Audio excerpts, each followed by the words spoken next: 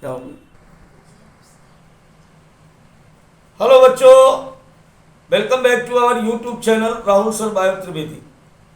तो बच्चों, आज हम लोग बात करेंगे रेस्पिरेशन इन प्लांट में DPP MCQ number 2 Bheem batch के अंतर्गत अपने पुराने स्लोगन के साथ जो एमसीक्यू करेगा वो डॉक्टर बनेगा। एक एक दिन बड़ा कीमती है, तो बिना टाइम बर्बाद किए, बिना कोई बात किए सीधे क्वेश्चन पे आते हैं बच्चों। अब आज का पहला क्वेश्चन हमारा यहां पर ये है, ये आप सामने देख रहे हो। पहला क्वेश्चन ये दिया गया है आपके सामने, what does PGL stand for. इनमें से पीजीएल किसको रिप्रेजेंट करता है? आंसर बताइए फटाफट, टाइम नहीं है, जल्दी करो।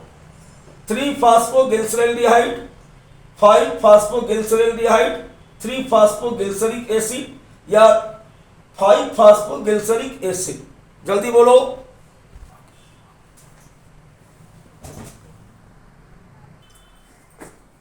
यहां पर बेटा जो ये आएगा ना, ये ग्लाइकोलाइसिस के अंतर्गत एक पदार्थ बनता है जिसे बोलते हैं 3PGAL, और इसका पूरा फुल फॉर्म होता है 3 फास्फोग्लिसरैल्डिहाइड, यानी सही आंसर इसका क्या आएगा? फर्स्ट। ये कहां बनता है? अपने आप में सोच के देखो एक बार, ग्लाइकोलाइसिस में ये बनता कहां पे है? याद करो, एक रिएक्शन थी जिसमें फ्रक्टोज 1,6 फास्फेट का क्लेवेज हुआ था, तो 3PGAL और DHAP यानी डाईहाइड्रोक्सी एसीटोन फास्फेट बना था, reaction number 4। Glucose activation phase की बात कर रहा हूं मैं। चलिए क्वेश्चन नंबर 32 की बात करते हैं। अब आप सोच रहे होंगे 32 की बात क्यों कर रहे हैं? क्योंकि इससे पहले के क्वेश्चन इसी सीरीज में देखने के लिए पिछला क्लास जरूर देखें। डीपीपी 1 आपको देखनी होगी वहां के लिए। What is the full form of PEP? Phosphoenol pyruvate, pyruvic pyruvate, phosphoenol pyruvate, none of the above. सही आंसर क्या है? Phosphoenol pyruvate. याद रखने वाली बात, लर्निंग क्वेश्चन, किसी भी प्रकार का कोई डिस्कशन नहीं, कोई टाइम बर्बाद नहीं। चलिए बात करते हैं क्वेश्चन नंबर 33 की। 33 क्वेश्चन नंबर यहां पर जो आप देख रहे हो, pyruvic acid is composed of how many carbon atom. Pyruvic अम्ल में कितने कार्बन होते हैं? 2, 3, 4, 5। सही आंसर क्या आएगा बेटा इसका? इसका सही आंसर है 3। पाइरुविक अम्ल एक 3 कार्बन कंपाउंड है, यानी C3H4O3। रियल समझ गए? ये इसका पाइरुविक अम्ल का बेसिक फार्मूला है। तो 3 कार्बन परमाणु वाला एक तत्व होता है। चलिए बात करेंगे अगले क्वेश्चन की। अगला क्वेश्चन हमारे पास जो है, विच among the following step in glycolysis yield energy. इसमें से ग्लाइकोलाइसिस की वो कौन सी रिएक्शन है जिससे हमें एनर्जी प्राप्त होती है? जब बाईफास्फोग्लिसरिक एसिड फास्फोग्लिसरिक एसिड में बदलता है तब। दूसरा, जब फ्रक्टोज 6 फास्फेट फ्रक्टोज 1,6 बाईफास्फेट में बदलता है तब। या जब फास्फेनॉल पाइरुविक अम्ल और जब फास्फेनॉल पाइरुविक अम्ल से पाइरुविक एसिड बनता है तब। अथवा conversion of glucose 6 phosphate to fructose 6 phosphate. Glucose 6 phosphate से जब फ्रक्टोज 6 फास्फेट बनता है तब। जल्दी से आंसर बताएं बेटा, जल्दी से आंसर बताएं, जल्दी से आंसर बताएं। देखो हमेशा एक बात ध्यान रखो, रिएक्शन नंबर 6 और रिएक्शन नंबर 9 यानी लास्ट वाली रिएक्शन, दोनों में हमें मिला था क्या? एटीपी प्राप्त हुआ था। पहली रिएक्शन क्या थी? कन्वर्जन ऑफ बाईफास्फोग्लिसरिक एसिड जब पीजीए में बदला था, यानी रिएक्शन थी 1,6 बाईफास्फेट या बाईफास्फोग्लिसरिक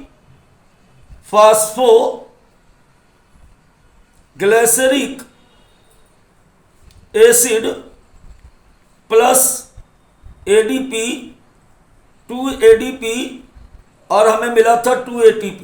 एक तो रिएक्शन ये थी और दूसरी रिएक्शन ये वाली थी, कौन सी? तीसरी, conversion of PEP to pyruvic acid, सबसे लास्ट रिएक्शन है। वहां भी हमें 2 ATP प्राप्त हुए थे। तो इसका सही क्या आ जाएगा? Both first and third. बेटा NCERT line to line question है ये, और मैं आशा करता हूं कि अगर कोई भी चैप्टर टच करेगी इस जगह से तो निश्चित तौर पर बच्चों ये क्वेश्चन आने की उम्मीद है, इसलिए जरा मजाक में नहीं इसको। Question number 35, in glycolysis fructose 1,6 biphosphate get split into which of the following? Fructose 1,6 biphosphate किसमें टूटता है? ग्लाइकोलाइसिस के दौरान फ्रक्टोज 1,6 बाइफॉस्फेट किसमें टूटता है? क्वेश्चन बेटा ये पूछा गया। पहला ऑप्शन है हमारा बाइफॉस्फो या फॉस्फोग्लिसरॉल्डिहाइड और बाइफॉस्फोग्लिसरॉल्डिहाइड ग्लिसरिक एसिड। दूसरा है glyceraldehyde and 3 phosphate and 3 phosphoglyceric acid. C answer है glyceraldehyde 3 phosphate and dihydroxy acetone phosphate, या इनमें से कोई नहीं? जल्दी से बताएं, आंसर बताएं बेटा। देखिए ये क्वेश्चन जो लिया गया है, ये ग्लाइकोलाइसिस में एक फोर्थ रिएक्शन है जिसे हम बेटा कहते हैं क्लेवेस। इस रिएक्शन में क्या हुआ था कि फ्रक्टोज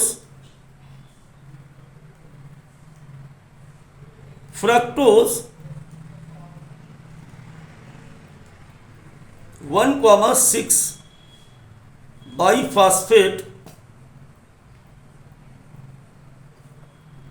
एल्डोलेस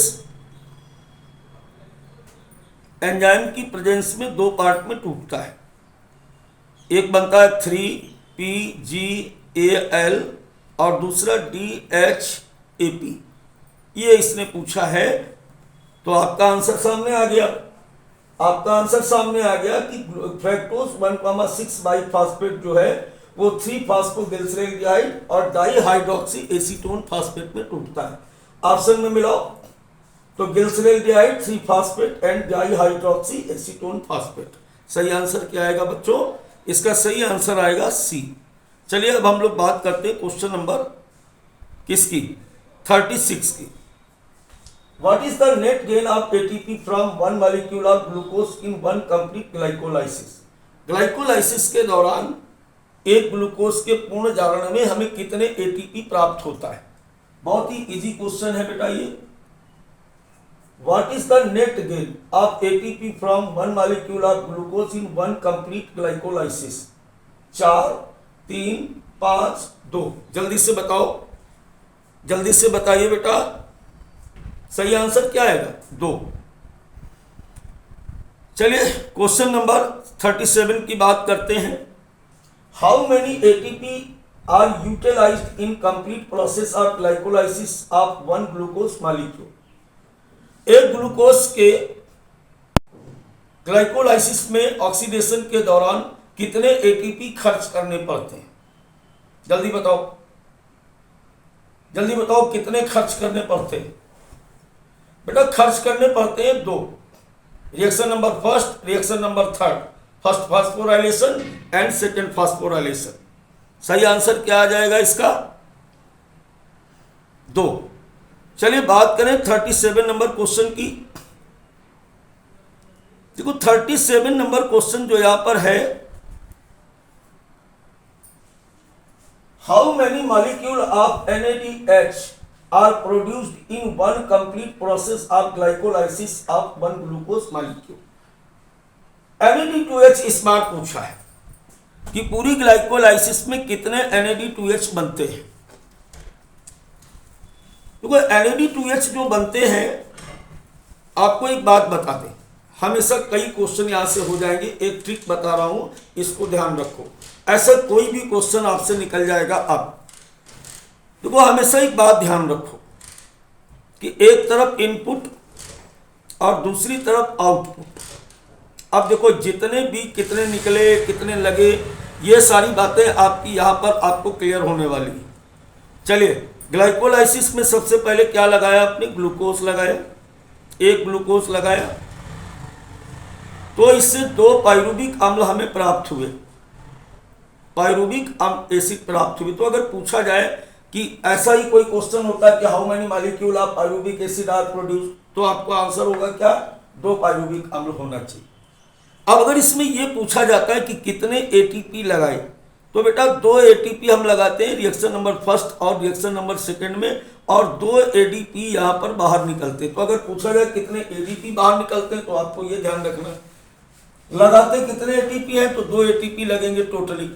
फिर एक बात और ध्यान रखो, कई बार पूछा जाता है कि कितने H3PO4 लगाए, तो बेटा 2H3PO4 लगाते हैं यहाँ पर, और इसके बदले में यहाँ पर हम कुछ नहीं, यहाँ इसके बदले में कुछ नहीं निकला, वो कंज्यूम हो गया। अब एक बात और देख लो, सारे क्वेश्चन हो जाएंगे जितने, कितना आउटपुट मिला कितना इनपुट मिला, ये सब ध्यान रखो। अगर पूछा जाए कितने NAD आयन लगते हैं, तो ध्यान रखो 2, और कितने NAD2H निकलते हैं, तो कितने निकलेंगे, 2NAD2H यहाँ पर बनेंगे। ठीक, जो आपके इस क्वेश्चन में पूछा गया था कि कितने बनेंगे, तो बेटा कितने बनेंगे, ऊपर देखो ना, ऊपर यहाँ पर कितने बनेंगे, 2 बनेंगे। ऐसे ही अगर आपसे पूछा जाए कि कितने एडीपी हम यूज करते हैं, तो 2 ADP हम यूज करते हैं फाइनली, और 2 ATP हमें फाइनली प्राप्त होते हैं। तो ये सारा का सारा गेम क्लियर हो गया कि क्या निकलेगा और क्या लगाया जाएगा अगर आप हमारे इस समरी को, और इन सब जगह पर क्या लिखा हुआ है, यहाँ पर ये एंजाइम लगेंगे, कहाँ पे लगेंगे, एंजाइम लगेंगे सारे। ये रिएक्शन कहाँ पे हो रही है, साइटोप्लाज्म में हो रही है, किस में हो रही, सभी एनिमल्स, सभी प्लांट, सभी में हो रही जो भी लिविंग एग्जिस्ट करता है। तो ग्लाइकोलाइसिस के जितने भी क्वेश्चन आगे आए या पीछे हुए, सब देखना भी क्लियर हो जाएंगे आपके, इसके द्वारा बस ये ध्यान रखोगे। तो चलिए बात करते हैं अगले क्वेश्चन नंबर पर। अगला क्वेश्चन नंबर हमारे पास 39 है, how many molecule of ATP are directly produced in one complete glycolysis of one glucose molecule. फिर उसने यही पूछ दिया, लेकिन देखो पिछले क्वेश्चन आंसर तो इसका 2 है, इसका आंसर बेटा यहां पर 2 है, लेकिन इसने देखो क्या बात कर दी, इसने जो यहां पर यह बात की डायरेक्टली। अब डायरेक्टली का मतलब क्या, इनडायरेक्टली भी निकलते हैं। तो ध्यान रखो, जब बेटा केवल ये डायरेक्टली पूछा जाए तो ग्लाइकोलाइसिस बराबर 2 ATP, और अगर वो डायरेक्टली प्लस इनडायरेक्टली दोनों कह दे, या इनडायरेक्टली बोथ, तो कितना हो जाए, डायरेक्टली 2 मिले, इनडायरेक्टली किसके लिए कह रहा है, एरोबिक रिस्पिरेशन के लिए। तो यहां पर 2NAD2H मिला था, गुणा 3 बराबर 6 ATP, क्योंकि एक NAD2H की वैल्यू कितनी होती है, 3 ATP, तो 6 यहां पर हो गए। अब देखो 6 ATP प्लस 2 ATP बराबर कितने हो गए, 8 ATP। लेकिन 8 ATP कहां मिलेंगे, 8 ATP मिलेंगे एरोबिक रिस्पिरेशन में इनडायरेक्टली। डायरेक्टली कितने मिल रहे, 2 ATP। चलिए बात करते हैं अगले क्वेश्चन की।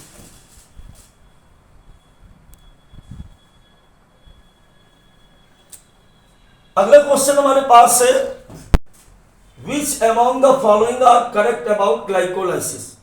इनमें से ग्लाइकोलाइसिस के लिए कौन सा कथन सही है। It is the only process that occurring anaerobes for oxidation of glucose। ये एकमात्र ऐसा तरीका है जिसमें ऑक्सीजन की अनुपस्थिति में ग्लूकोज का ऑक्सीडेशन होता है।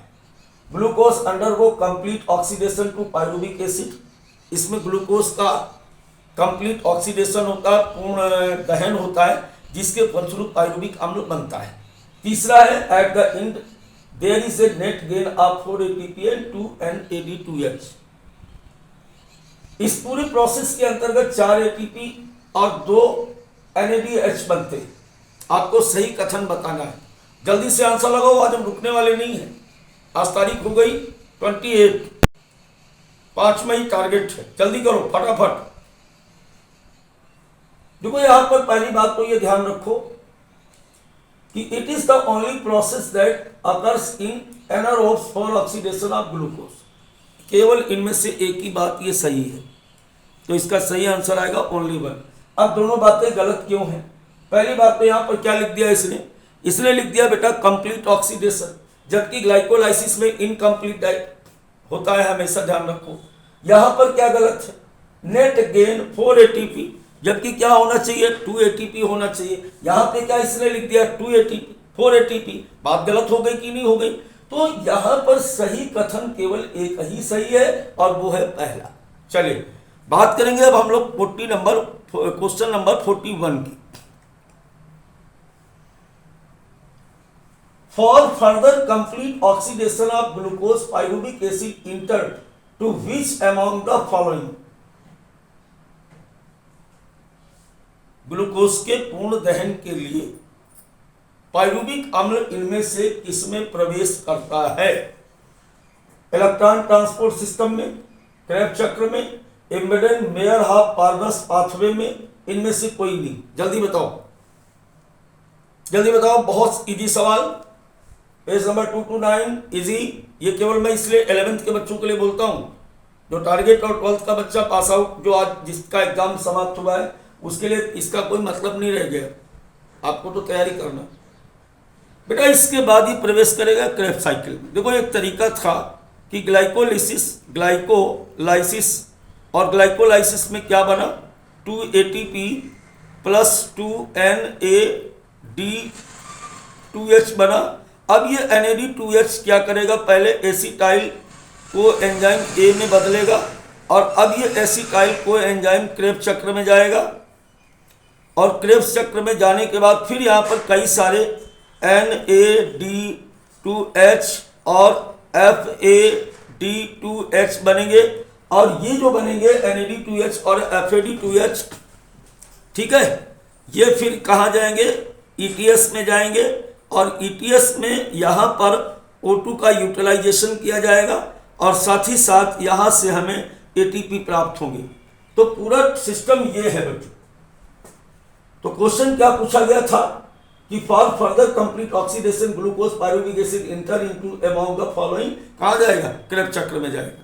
तो चलिए बात करते हैं अगले क्वेश्चन की। अब अगला क्वेश्चन है fermentation occurs when there is. Glycolysis समाप्त हुआ, टॉपिक यहां से चेंज है बेटा। अब सारे क्वेश्चन फर्मेंटेशन से हैं, टॉपिक वाइज चल रहा हूं, लाइन टू लाइन एनसीईआरटी चल रहा हूं और फटाफट चल रहा हूं। तो अगला क्वेश्चन है fermentation occurs when there is. किण्वन की क्रिया कब होगी? Complete supply of oxygen, no supply of oxygen, complete supply of water, no supply of water. Fermentation कब होता है? ऑक्सीजन की उपस्थिति में, ऑक्सीजन की अनुपस्थिति में, जल की उपस्थिति में, जल की अनुपस्थिति में। ध्यान रखो ग्लाइकोलाइसिस और फर्मेंटेशन दोनों क्या है? एनारोबिक रिस्पिरेशन के तरीके हैं, अनाक्षी श्वसन के तरीके हैं। तो फर्मेंटेशन ऑलवेज कंप्लीटेड कब? No supply of oxygen, no supply of oxygen, क्योंकि फर्मेंटेशन क्या है? फर्मेंटेशन क्या है? एनाएरोबिक रिस्पायरेशन है बेटा, एक अनाक्षी श्वसन है। क्या है? अनाक्षी श्वसन है। कौन कौन अनाक्षी श्वसन है बेटा? 2 अनाक्षी श्वसन है। राइटिंग पे ध्यान दो, जल्दबाजी का काम चल रहा है। कि अनाक्षी श्वसन, अगर ग्लाइकोलाइसिस पूछा जाए तो भी अनाक्षी श्वसन, फर्मेंटेशन पूछा जाए तो भी अनाक्षी श्वसन होगा। चलिए बात करें क्वेश्चन नंबर 43 की। 43 की अगर बात करोगे तो in alcoholic fermentation pyruvate is converted to which among the following. किण्वन के दौरान पाइरुविक अम्ल इनमें से किसमें टूटता है? एथेनॉल CO2 NADH में, CO2 and methanol, CO2 and ethanol only, CO2 and carboxylic अम्ल ओनली। जल्दी से बताओ, रिएक्शन दी है आपकी बुक में भी दी है, जल्दी से बोलो। CO2 and ethanol only. Lactic acid का जब फर्मेंटेशन होता है तो CO2 नहीं बनता, ध्यान रखिए, ये अंतर है। अल्कोहलिक फर्मेंटेशन और लैक्टिक एसिड फर्मेंटेशन में जो बड़ा डिफरेंस वो ये है कि एटीपी दोनों में बराबर प्राप्त होती है, एक में लैक्टिक एसिड एक में एथेनॉल। लेकिन अल्कोहलिक फर्मेंटेशन में अल्कोहल के साथ साथ CO2 भी बनता है, जो लैक्टिक एसिड फर्मेंटेशन में नहीं बनता है। चलिए अब हम लोग बात करेंगे किसकी,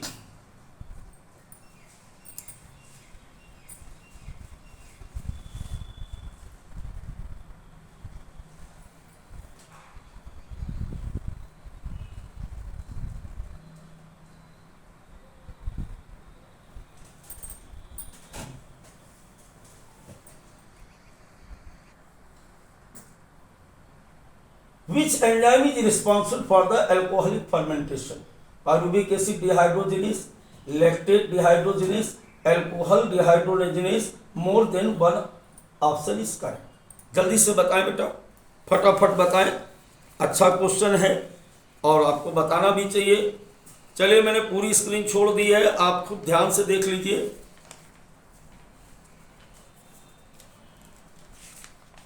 अल्कोहलिक फर्मेंटेशन में कौन सा एंजाइम लगता है? देखो पहली बात तो आप ये समझ लो कि अल्कोहलिक फर्मेंटेशन में दो एंजाइम लगते हैं।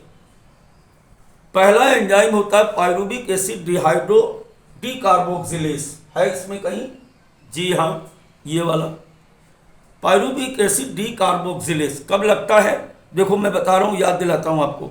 2CS3COC OOH, ये क्या है? पायरुविक अम्ल है, प्लस यहां पर कौन सा एंजाइम लगेगा?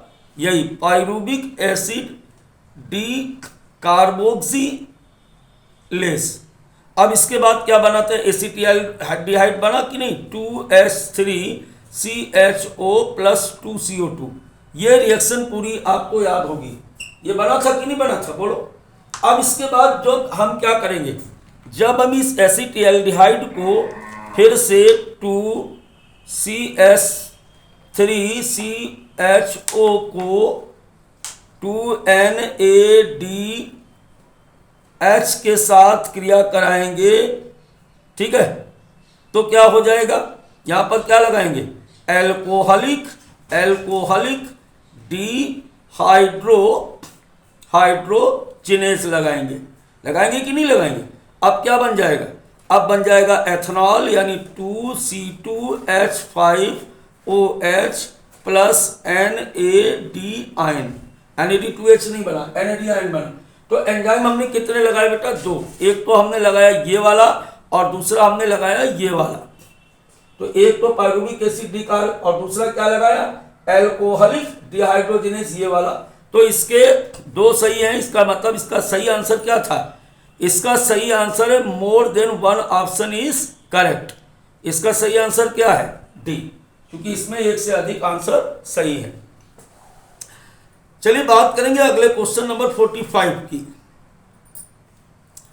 क्वेश्चन नंबर 45 पर which enzyme is involve in lactic acid fermentation. फिर वही वैसा ही क्वेश्चन यहां पर आ गया कि लैक्टिक एसिड फर्मेंटेशन में कौन सा एंजाइम यहां पर लगेगा। याद करो, लैक्टेट डिहाइड्रोजिनेज डायरेक्ट आंसर है, कोई बकवासबाजी नहीं। याद करो कि लैक्टिक अम्ल के किण्वन में कौन सा एंजाइम काम करता है, तो lactate dehydrogenase. Don't waste time. Next point, चलिए बात करें क्वेश्चन नंबर 6 की। जो क्वेश्चन सम्मान देने वाला होता है उसको दिया जाएगा, जो लर्निंग क्वेश्चन है फालतू बकवास न करके उतनी देर में क्वेश्चन और करेंगे। चलिए बात करते हैं आगे।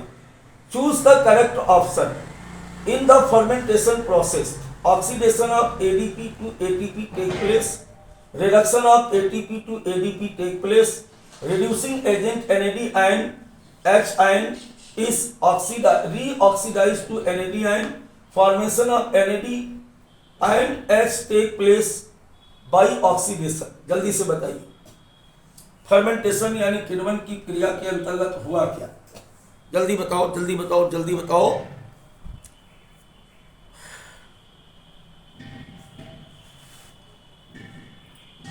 हमने बता दिया, तुम नहीं बता पाए। इसका सही आंसर क्या है? डी। तीसरा वाला केवल क्या हुआ? अभी हमने क्या कहा था कि NADH से NAD आयन रीऑक्सीडाइज होते हैं और अगर ऑप्शन आप भूल गए हो, रिएक्शन भूल गए हो, तो फिर से मैं आपको यहाँ पर दिखा दूँ कि जब एसिटिल्डिहाइड बना था 2CH3CHO बना था प्लस 2NAD2H, तो क्या हो जाएगा प्लस 2H आयन, यहाँ पर एंजाइम, और बन गया 2C2H5OH प्लस 2NAD आयन। देख लो वही रिएक्शन वापस आ गई। क्लियर हुआ? चलो बात करेंगे क्वेश्चन नंबर 47 की। How many statement are correct about fermentation? बेटा सभी प्रकार के क्वेश्चन लिए जैसे नीट में आता है, स्टेटमेंट भी है, मैचिंग भी है, मिसमैचिंग भी है ना, AR भी मिलेंगे आपको और नॉर्मल क्वेश्चन भी मिलेंगे। परसेंटेज भी वही रखा जाता है हर DPP में जैसे आने की उम्मीद है, और उम्मीद पर तो दुनिया टिकी हुई है यार, है ना। चलो, how many statement are correct about fermentation? किण्वन के बारे में कौन सी बात सही है? Very low amount of energy is released, less than 7% of energy in glucose is released in fermentation. किण्वन क्रिया के अंतर्गत 7% से भी कम ऊर्जा का निष्कर्षण किया जाता है। In animal cell when oxygen is inadequate, acetic acid is form during respiration. जंतु कोशिकाओं में ऑक्सीजन से लैक्टिक अम्ल बनता है श्वसन के दौरान। अगला है, it is dangerous process as it lead to acid and alcohol formation. जल्दी से बताइए बेटा, ये एक हैजार्डस प्रोसेस है क्योंकि इसमें अल्कोहल और एसिड दोनों बनते हैं। जल्दी बताओ, एनसीईआरटी की लाइन लिखी है, गड़बड़ नहीं करना, जल्दी बताओ। 47 की अगर बात करें तो इसका जो है ना वो दो बातें इसमें सही है। पहली बात भी सही है और ये वाली बात भी सही है। सही आंसर क्या आ जाएगा? सी। दो स्टेटमेंट बेटा इसमें सही है। पहले वाला भी फर्मेंटेशन में बहुत कम एनर्जी मिलती है, और दूसरा ये लाइन भी लिखी है कि वहाँ पे डेंजरस नहीं लिखा, वहाँ पे हैजार्डस प्रोसेस लिखा हुआ, उसका भी मतलब यही होता है हानिकारक। तो फर्मेंटेशन हमेशा एक ऐसा प्रोसेस है, हानिकारक प्रोसेस है, क्योंकि दोनों के उत्पाद किसके लिए हानिकारक? जो करा रहा उसके लिए नहीं, ह्यूमन बींग्स के लिए हानिकारक है। क्योंकि एक में एसिड बनेगा वो भी नुकसानदेह, एक में शराब बनेगी वो भी नुकसानदेह। दारू तो पीनी नहीं चाहिए। हाँ चलो आगे बढ़ो। 48 की बात करें अब। The range beyond which east poison themselves to death in the alcohol fermentation when the concentration of alcohol reaches। देखो आपको बताया गया था कि सैक्रोमाइसिस सेरेविसी, ये नाम सुने हो पहले कभी? ये बेवड़ा ईस्ट कहते हैं इसको, हम लोग बेवरेज ईस्ट कहते हैं। इसके माध्यम से शराब बनाई जाती है फर्मेंटेशन के द्वारा। अल्कोहलिक फर्मेंटेशन अभी पीछे पड़ रहे थे। अल्कोहल की कितनी मात्रा होने पर जो ईस्ट फर्मेंटेशन करा रहा था उसकी मृत्यु हो जाएगी? एनसीईआरटी ने सीधे सीधे लिखा है बच्चों 13%, क्योंकि इससे ज्यादा ये स्टोर कर नहीं सकता।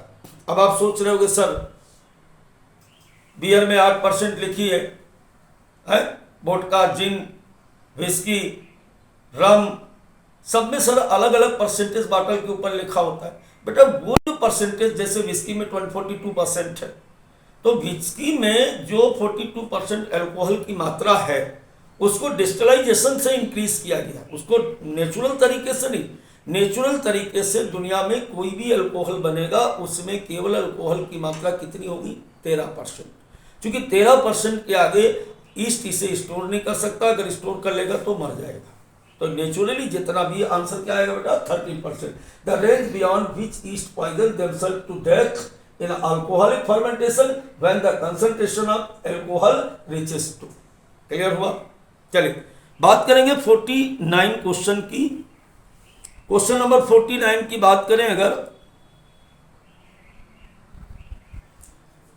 which among the following is the process step in complete cellular respiration which does not need oxygen molecule?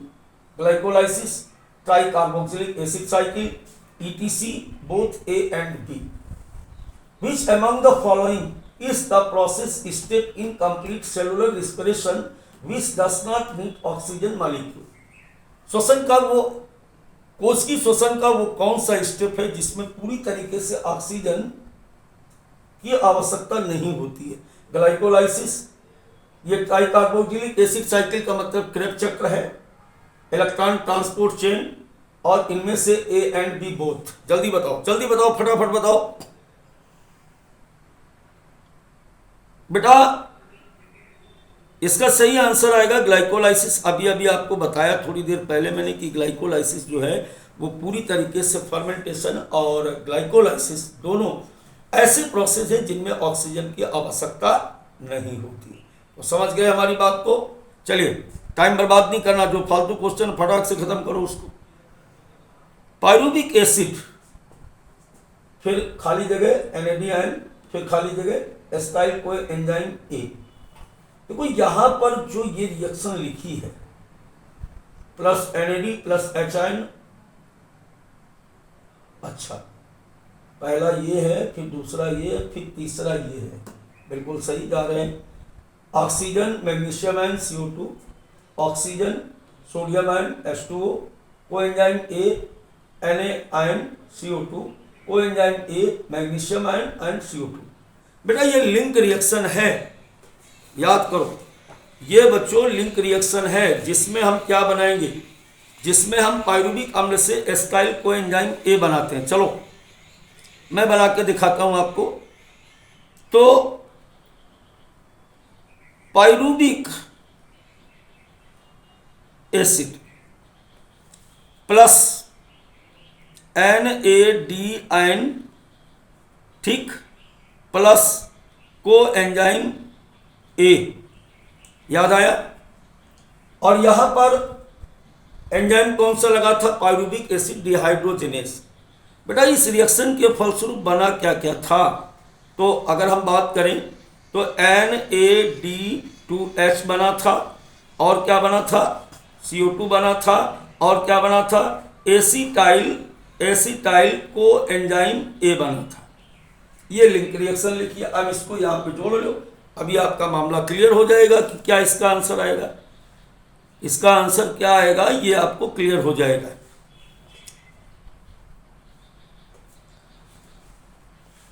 Question number 50 है बेटा ये। तो इसमें अगर दोनों को देखो, सॉल्यूशन भी देखो उसको भी देखो, तो कोएंजाइम और CO2 दो जगह आ रहा, लेकिन बेटा कभी भी सोडियम आयन इसमें इन्वॉल्व नहीं होता। मैग्नीशियम आयन की प्रेजेंस में एंजाइम काम करेगा कौन? डिहाइड्रोजिनेस। सही आंसर क्या आएगा इसका बेटा? इसका सही आंसर आएगा डी। ठीक है, चलिए अब हम लोग बात करेंगे 51 नंबर क्वेश्चन की। 51 नंबर क्वेश्चन जो है वह है pyruvate enters to the mitochondrial matrix and undergoes reductive decarboxylation, oxidative carboxylation, reductive carboxylation, oxidative decarboxylation. जल्दी से बोलो। ये पूछ रहा है कि पायरुविक अम्ल जो है, पायरुविक अम्ल एसिड माइटोकॉन्ड्रिया में किसके फलस्वरूप बनता है? तो अभी क्या बताया? एसिटाइल को एंजाइम ए की प्रेजेंस में अंदर जाता है। तो पायरुविक अम्ल से एसिटाइल को एंजाइम ए के बनने की घटना को क्या कहते हैं? ध्यान रखना, इसे हम कहते हैं ऑक्सीडेटिव डीकार्बोक्सिलेशन। क्या बोलते हैं इसको? Oxidative decarboxylation. बेटा इसको और क्या बोलते हैं? इसे हम बोलते हैं गेटवे रिएक्शन। इसे क्या बोलते हैं? और गेटवे रिएक्शन भी कहते हैं इसको। और क्या बोलते हैं बेटा इसको हम लिंक रिएक्शन भी कहते हैं। क्या बोलते हैं इसको? Link reaction. तो जैसे ये क्वेश्चन आया ऐसे और भी आ सकते हैं। तो इसमें से देखो क्या बोल रहे हैं? Oxidative decarboxylation. रिडक्टिव नहीं होगा, ऑक्सीडेटिव हो सकता है, लेकिन कार्बोक्सिलेशन कह रहा, रिडक्टिव कार्बोक्सिलेशन कह रहा। सही आंसर क्या आ जाएगा? Oxidative decarboxylation. क्या बोलेंगे इसको बेटा?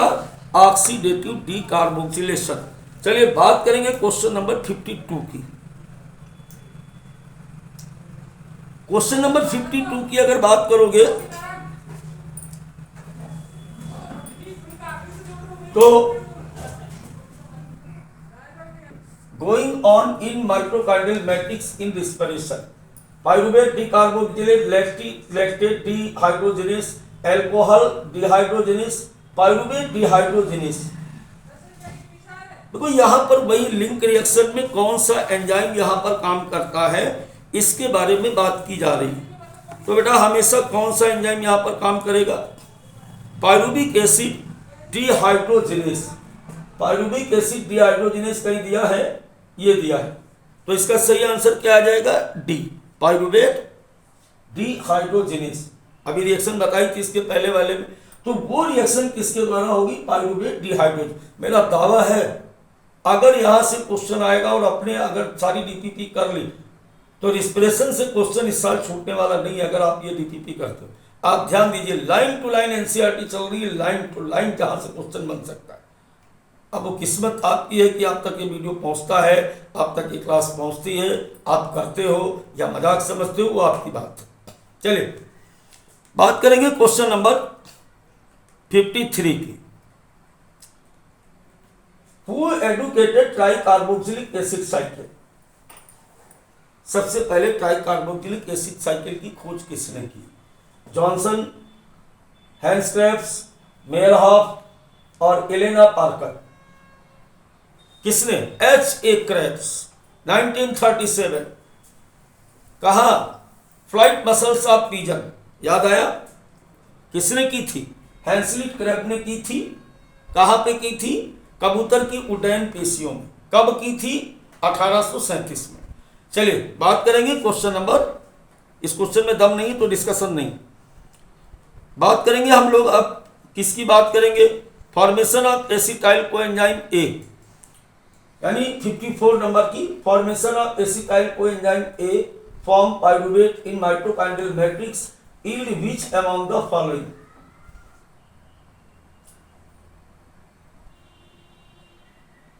जल्दी से बताओ। CO2, H2O, NADH, both A and C। Link reaction के दौरान क्या क्या बना था? अभी बताया था थोड़ी देर पहले। जल्दी से बोलो। तुम नहीं बोलोगे तब हम इंतजार नहीं करेंगे, हम बता देंगे। इतना टाइम नहीं है बेटा। क्या हो जाएगा? CO2 भी बना था और Na2H भी बना था। याद आया? याद आया? चलिए आगे बढ़े क्वेश्चन नंबर 56 पर। क्वेश्चन नंबर 56 जो है वो क्या कह रहा है? How many molecule of NADH are produced when pyruvate converts to acetyl coenzyme A in TC cycle? Krebs चक्र के दौरान लिंक रिएक्शन में कितने NADP2H बनते हैं? जल्दी बोलो, जल्दी बोलो। बिल्कुल लर्निंग क्वेश्चन। कितने बने बेटा? 2 बनते हैं। कितने बनते हैं इसमें? How many molecule of NADH are produced when pyruvate. अच्छा ध्यान दीजिए, क्योंकि 2 पाइरुविक एसिड बने थे, यहां पर केवल उसने पाइरुवेट पूछा है, एक के लिए पूछ रहा है, एक के लिए तो 1 बनेगा। 2 पाइरुविक एसिड के लिए पूछता तो 2 बनते। समझ गए बात को? चलिए क्वेश्चन नंबर 6 की बात करेंगे। सारे क्वेश्चन क्रेब चक्र से चालू हो चुके हैं। अब where does TC cycle occurs? Krebs चक्र ट्राइकार्बोक्सिलिक एसिड साइकिल कहां पर पूरा होता है? साइटोप्लाज्म में, माइटोकॉन्ड्रिया सेल वॉल में, माइटोकॉन्ड्रियल मैट्रिक्स में, क्लोरोप्लास्ट में। सही आंसर क्या आएगा? जल्दी बोलो, फटाफट बोलो। कहां पे कंप्लीट होगा? माइटोकॉन्ड्रियल मैट्रिक्स में कंप्लीट होगा। चलिए बात करते हैं question number 57। What is the first product of TCA cycle? Krebs चक्र का पहला उत्पाद क्या है? याद करो, मैंने बताया था काले काले ये ओंठ सजाते सजाते फेल मेरे ओंठ हो गए। Citric acid, cis aconitic acid, isocitric acid, oxalosuccinic acid, फिर इसके बाद क्या था? एस्टाइल वो अल्फा कीटोग्लूटानिक एसिड। तो चाहे जहां पूछा जाए अपनी उस ट्रिक का प्रयोग करो। पहले वाला क्या बनेगा? पहले वाला बनता है सिट्रिक एसिड। क्या है? काले सिट्रिक एसिड। फिर दूसरा सिस एकोनाइटिक एसिड, फिर काले, फिर आइसोसिट्रिक एसिड, ये ओंठ ऑक्जेलो सक्सिनिक एसिड। क्लियर हुआ? क्वेश्चन नंबर बात करेंगे हम लोग 58 की। What is the first step of PCA cycle? Formation of citric acid from isocitrate, formation of citrate from the acetyl coenzyme A, formation of citrate from decarboxylation of succinic acid, none of this. पहली reaction Krebs चक्र की पूछ रहा है कि Krebs चक्र की पहली रिएक्शन क्या होगी, जल्दी से बोलो। Formation of citrate from acetyl coenzyme ए, देखो पूरी रिएक्शन क्या थी, ऑक्जेलो acetic acid plus acetyl coenzyme ए, और ये क्या बनाएगा, ये बनाएगा बेटा सिट्रिक, ये बनाएगा सिट्रिक एसिड। तो क्रेब्स चक्र का प्रथम उत्पाद कौन होता है? सिट्रिक एसिड, इसीलिए इसको हम सिट्रिक एसिड साइकिल भी कहते हैं, इसलिए इसको हम क्या बोलते हैं? सिट्रिक एसिड साइकिल भी बोला जाता है। चलिए बात करें क्वेश्चन नंबर 59 की। ज्यादा से ज्यादा चैप्टर कवर करना बेटा। Which enzyme catalyse the first step of PCA cycle? Citrate synthetase. याद करने वाला क्वेश्चन, टाइम मत बर्बाद करो। चलिए बात करते हैं क्वेश्चन नंबर 60 की। तो क्वेश्चन नंबर 60 क्या कह रहा है? What is the first member of PCA cycle that accept acetyl coenzyme A? जल्दी से बोलो, वो कौन सा है जो सबसे पहले सिट्रिक एसिड को एक्सेप्ट करता है? किसको? एस्टाइल कोएंजाइम को सबसे पहले किसके साथ जोड़ता है? अभी क्या बताया? ऑक्जेलो acetic acid, ऑक्जेलो acetic acid plus acetyl coenzyme ए, और फिर बनेगा सिट्रिक एसिड। क्या बनेगा? सिट्रिक एसिड बनेगा, और इसमें एंजाइम कौन सा लगेगा? Citrate synthetase. यहां पर एंजाइम लगेगा सिट्रेट सिंथेटिस। क्लियर हुआ? सही आंसर क्या आएगा? सी। तो बच्चों अब मैं गया थक, पूरा दिन पहले भी वहां भी हो चुका था, यहां भी हो गया भाई। आगे की क्लास इसी के आगे कंटिन्यू, क्वेश्चन नंबर याद रखेंगे। हम लोग कहां पहुंच गए? 60। इस चैप्टर को कल कंप्लीट करेंगे, पूरे क्वेश्चन जितने भी आएंगे। तो फिर मिलते हैं एक नई क्लास के साथ। Bye bye.